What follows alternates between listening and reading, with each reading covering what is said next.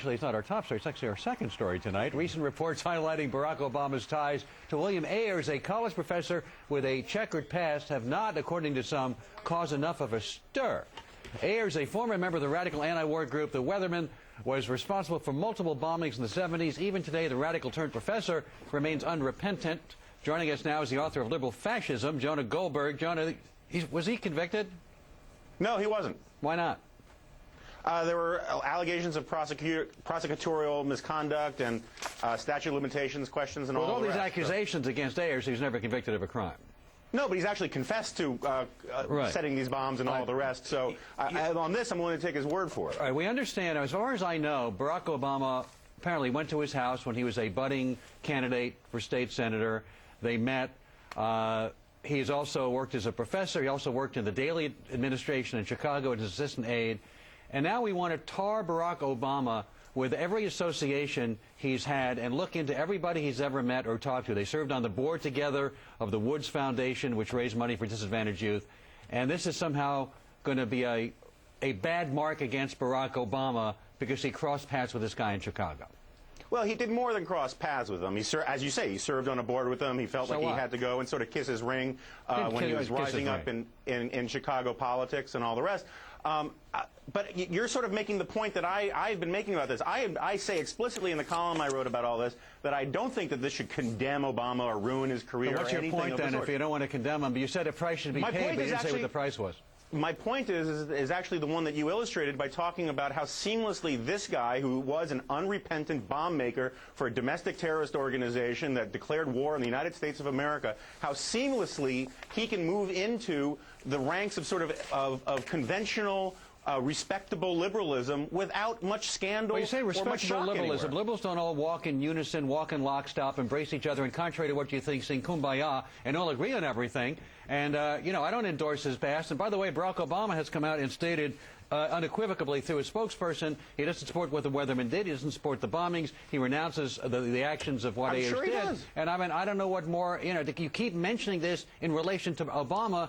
So obviously you want to make the connection to hurt him in the presidential campaign. I made the connection because news stories made the connection, and I thought it was sort of an interesting little example of how common this sort of thing actually is. There are hundreds of professors thousands of professors who were radical, radical protesters, members of violent organizations, supporters of violent organizations, supporters of the Black Panthers, like Hillary Clinton was in the 1960s. He wasn't a supporter. And I find it amazing. If there was any prominent American Republican, let's leave Senator Byrd out of this, Republican politician out there who was a former Klansman, right, or a buddy of Tim McVeigh's, don't you think the baggage would be a little heavier for him in mainstream politics? Hey, Jonah, welcome back to the program. Congratulations. Jonah's book, Liberal Fascism, #1 on the New York Times list, so congratulations, my friend.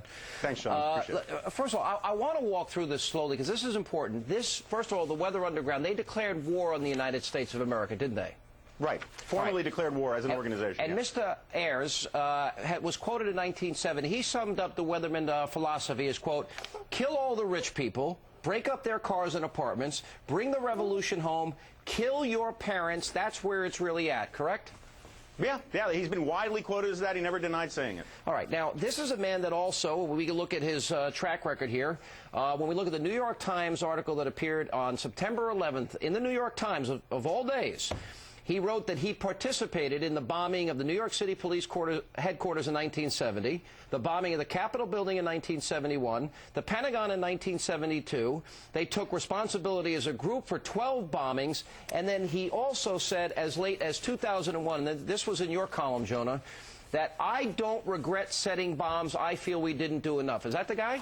Yeah, it's the guy. You know, and all I'm saying is that I think it's interesting that this guy is able to sort of matriculate into establishment liberal politics, liberal academia, get tenure, all of these things, without it being sort of remarkable. And what I find remarkable is people think I'm being sort of a scandal monitor or something by pointing out how interesting that is. Here's where it gets more interesting here, because the Politico talked about this a little bit this week, and and Barack Obama's spokesman, David Axelrod, confirmed that the frontrunner is friendly with him. He said, quote, Bill Ayers lives in Obama's neighborhood. The kids attend the same schools. They're certainly friendly. Now, my question is, Why would a presidential candidate be friendly with a man who declared war against the United States, said in 2001 he regrets that he didn't do enough, admits to being involved in the bombing of the Pentagon, police headquarters, and the Capitol, and that nobody in the mainstream media in this country has asked him that question? You know, I think it's truly remarkable. I think it's, again, I don't think it should sink Obama's campaign or anything of the sort, No. but I think it's worth asking him about. I think it's worth finding out more about. And I think what's really sort of depressing is how unremarkable this is, given how common it is for these kinds of radicals to sort of have no problem moving into mainstream society. Well, there's also a report by ABC that he also donated money to Barack Obama's campaign. Have we been able to confirm that? I have not confirmed that. I don't know. It wouldn't surprise me. And you know, it's from ABC News via the New York Sun. They reported that the founder of the Weather Ground, William Ayers, had given a campaign contribution to Barack Obama. So, well, we got to pick it up right there. All right.